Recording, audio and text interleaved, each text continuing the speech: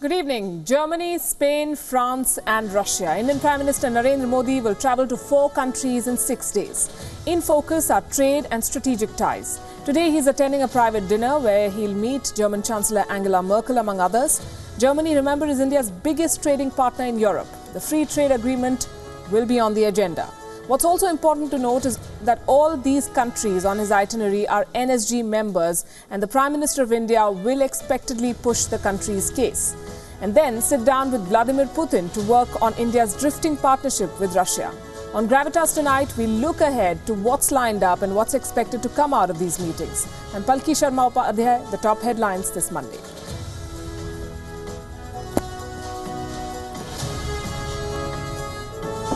After international embarrassment at The Hague, Pakistan continues to remain in denial. Its lawyer says the ICJ can neither acquit nor release India's Kulbhushan Jadhav.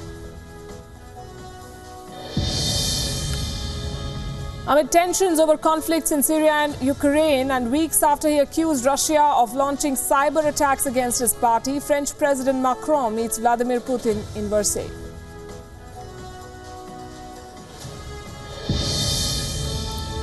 No travel ban, but Pakistanis under tighter scrutiny with a steep 40% drop in US visas granted to its citizens under President Donald Trump. In contrast, visas to Indians going up by 28%.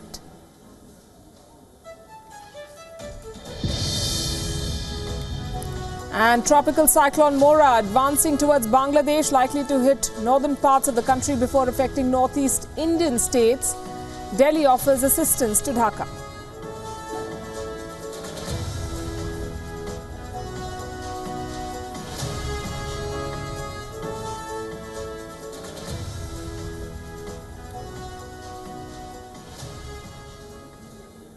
Also on the show, some dramatic images from the Philippines. 7 days and counting. Islamic militants in a full-blown war with government forces in that country. We're bringing you the latest.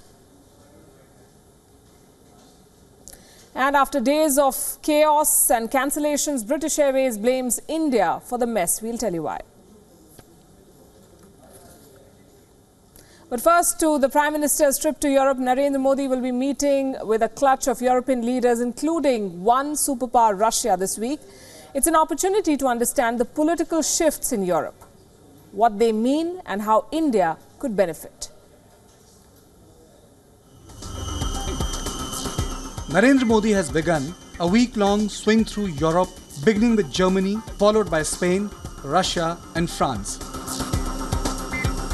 Talks with German Chancellor Angela Merkel will focus, as Modi tweeted, on the economic partnership, with both sides looking to boost bilateral trade, currently around $20 billion. The key question is whether the two sides can achieve a breakthrough on the long-pending India-EU free trade agreement. It has been stuck on a number of issues. India-EU FTA issues, easy access of Indian IT professionals to the EU, but this is linked to India lowering tariffs, which could see a flood of EU goods into India. Indian export to EU could be held back by technical barriers, sanitary and physiosanitary measures. EU EP standards are tougher, going beyond WTO guidelines. Defense ties have been another disappointment. While India would like to access German military hardware and technology, political considerations, including pacifist sentiments in Germany, have come in the way.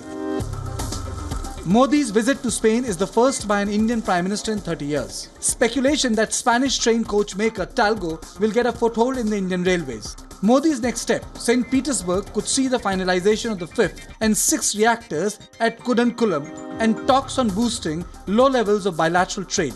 President Putin and Modi are also expected to share views on Afghanistan. India concerned that Russia has moved closer to the Pakistani view on Taliban. Also, Russia's supports for China's Belt and Road Initiative. Last stop, Paris, and a meeting with its new president, Emmanuel Macron. India and France are old strategic partners, and Macron's election has been widely welcomed in South Bloc. The meeting, their first, will help flesh out how they want to take the relationship forward. Bureau Report, WION. And joining us this evening on Gravitas, Britta Peterson, Senior Fellow with the ORF, with me in the studio. Good evening, Britta. We also have Daniel Dylan Biomer, editor at the foreign desk of Die Welt from Germany. Good evening, Daniel. Good to have you on the show. Let me come to you first, Britta. The countries chosen for this tour make an interesting mix. Is this a reset of India's policy in this region, as some observers have called it?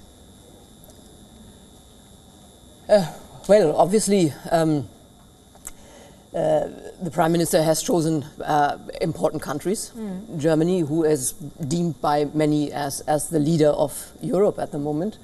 And of course, Russia, if you will, the antagonist to it, and then some other countries in between. So I think it will be a very interesting and important visit of the Indian Prime Minister. So, all right.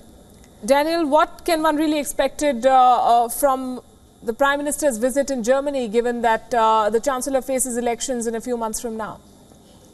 Well, it's interesting to ask the question, what can be expected? I think everybody here is very curious if there'll be any advances on an EU-India free trade agreement. But to be quite honest, nobody really expects momentous change here. Most commentators think that it's still far away, but we've seen actually some pundits who are actually asking for it. And one of the most important foundations in Germany in the political and economic sphere, the Bertelsmann Foundation, has just put forward a study outlining the tremendous gains both countries would have from such an agreement.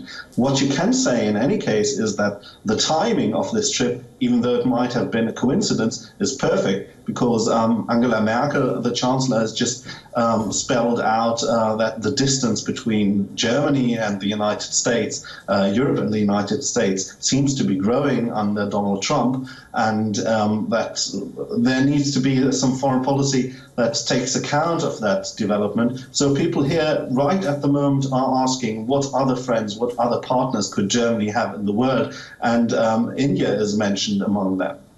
Do you see a recalibration, a redrawing of equations, given what he said? Surely not between Germany and India. I would just agree with what Mr. Böhmer said, that it is a good time for the Indian Prime Minister to go to Germany, because the German Chancellor had just, you read it in the newspapers, I'm sure, after this quite devastating visit of Donald Trump to Europe, has just stated that Europe needs to take care of itself. And obviously Europe and Germany has to look for other partners, not forever, so to say. I think the American European relation will remain there, of course, but for the time being, as long as Donald Trump is in office, Europe has to find other ways to define itself, and I think that's a good moment. India and Germany, and also India and Europe, have always been very close, but it's a good time to give a new push, give a new momentum especially into the European Union and India's relationship.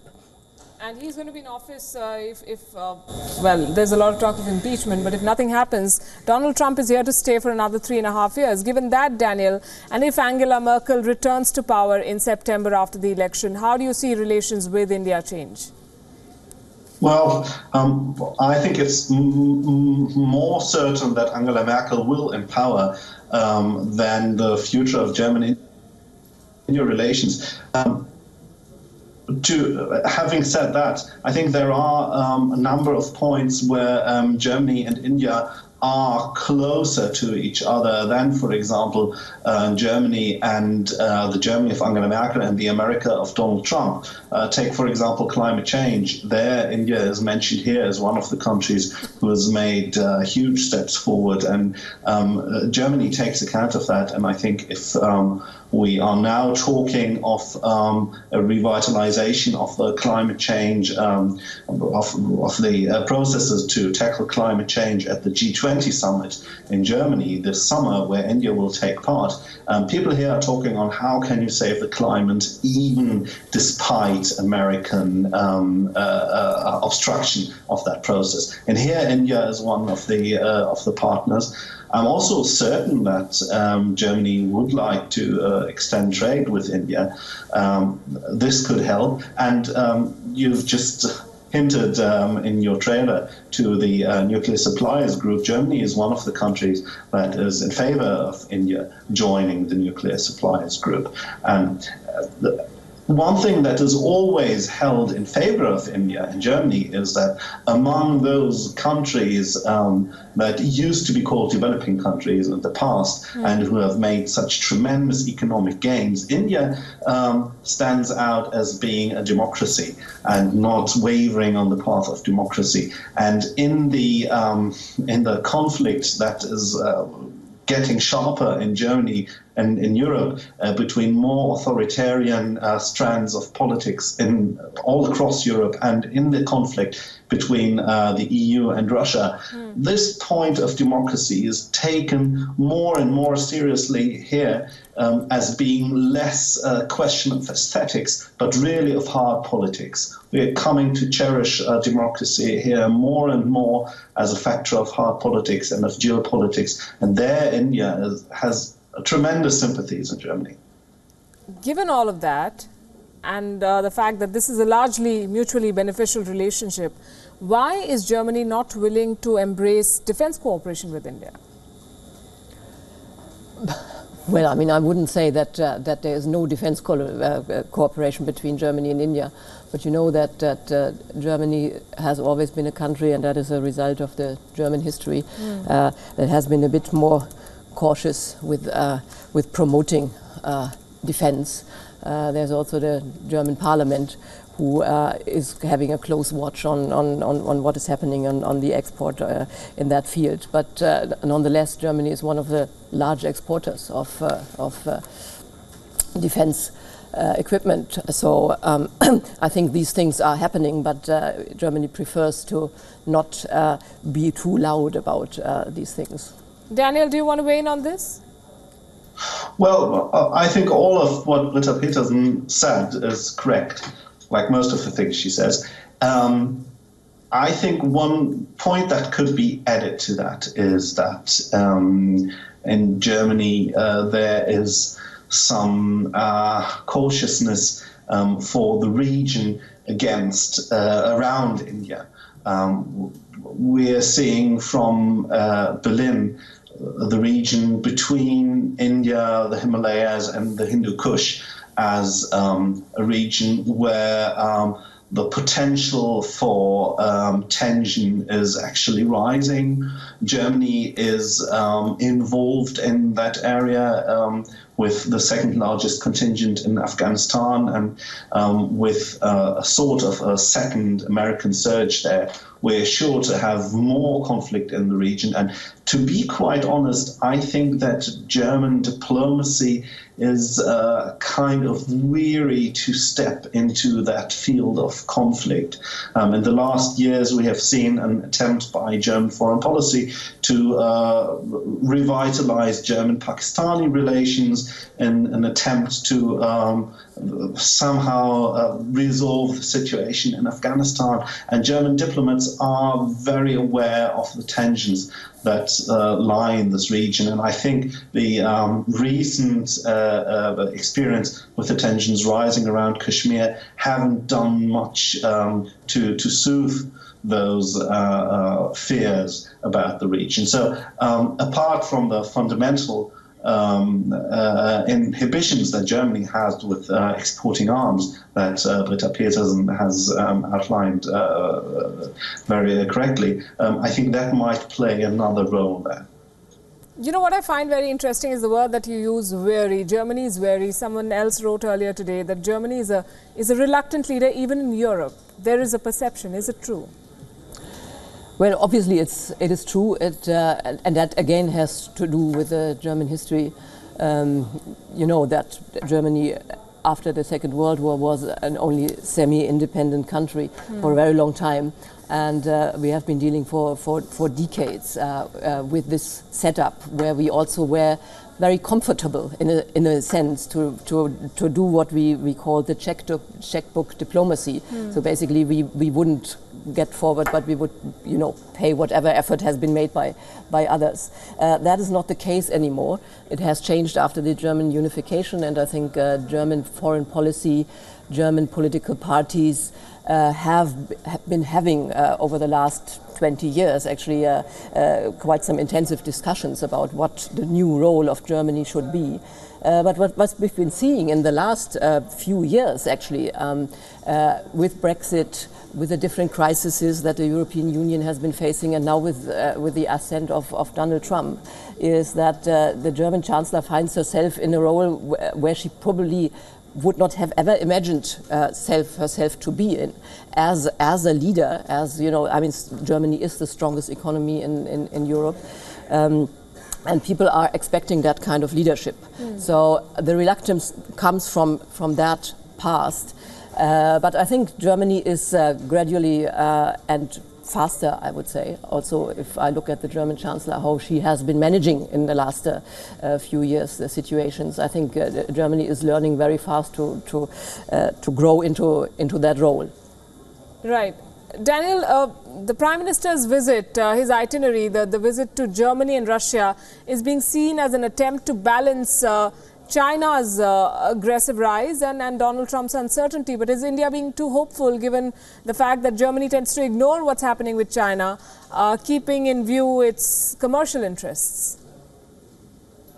Well, it definitely has. And everything that Britta Petersen has just outlined about the weariness of German diplomats to involve themselves into, let's say, the tougher side of foreign policy, security policy adds to that. And Germany certainly doesn't want to come in the way of that. And obviously,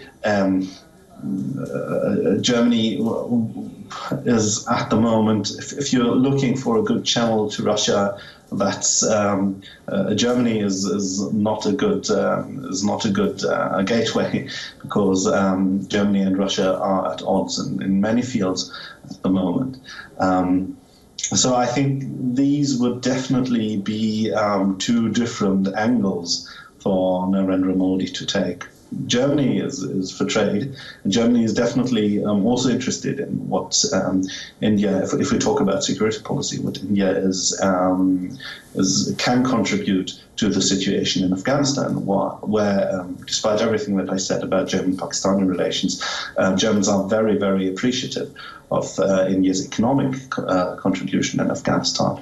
And I think there is a sense that if you're looking for new trade, for new opportunities in Asia, then India can be an opportunity, as much as China seemed to be in the beginning, despite some inhibitions that are still being held against India. So unemployment is down to 4.1%. There are record revenues in exports. Germany is one of the most robust economies in Europe, and India is one of the fastest, if not the fastest growing markets in the world. Is there a perception in Germany that it's easier to do business and it's easier to work with the current Indian leadership? Well, I think Daniel Böhmer already quoted this study that has just recently been commissioned by the Bertelsmann Foundation that says that actually a free trade agreement between India and Germany would actually increase the Indian GDP by 1.3% per year, which is huge, and it would actually bring Germany every year 4.6 billion euro, adding to the GDP of Germany. So the chances are there, and they have always been there. I remember it's not that long ago actually that the German Chancellor was here in India, and I was here with that delegation, and I spoke to many of the German business leaders who were with her in that delegation. And from the German business side, you hear that a slight disappointment, because I think the expectations when Narendra Modi became Prime Minister were huge. Probably they were also a little bit misled, because business expected a kind of neoliberal opening of the Indian economy that probably was never in the card in that extent as it has been expected. But I still think that German business is very keen on investing in India, but that they are to a certain extent getting frustrated with red tape and with these things that are not actually being removed in a pace that they have been expecting. So I think this is an opportunity now to give signals for the Prime Minister that things are speeding up, because we know that Mr. Modi is able to do disruptive politics, as we say. Yes. He has been doing that, and probably something maybe not as dramatic, but a little bit into that direction would be an excellent signal, I think, for European companies. Sure. Daniel, a formal meeting is going to happen tomorrow between the Indian Prime Minister and the German Chancellor, but they are meeting at a private dinner. What do you think will be the top 2 or 3 things that they discuss? Well, I think trade is definitely among that. As I understand, Narendra Modi will also address the NSG issue. And I think they will discuss a lot of the things that will be on the agenda at the G20 summit later this summer. And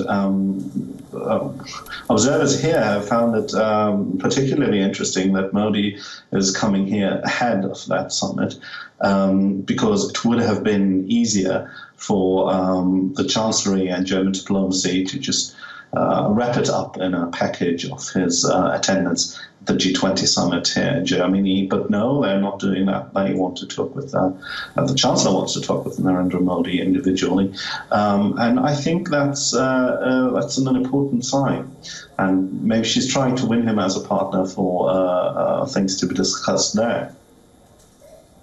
Interesting. We'll track this with you, Daniel and Britta Peterson. Thanks very much for joining us here on Gravitas and for sharing your insights. 6 days, 4 countries. That's the Europe visit of the Indian Prime Minister. We'll be bringing you the latest here on Gravitas. We're taking a break.